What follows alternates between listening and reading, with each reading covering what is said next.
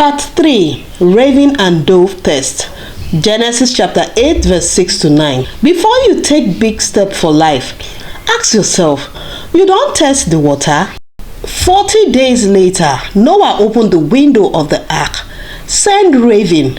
Raven just dey fly go and come until land dry.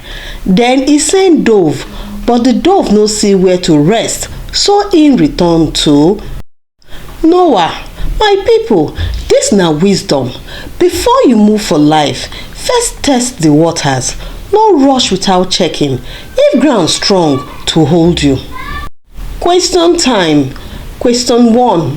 What bird did Noah send first? A. Dove. B. Eagle. C. Raven. D. Parrot. Correct answer. C. Raven. Question 2. Why did the dove return to Noah the first time? A. It was tired.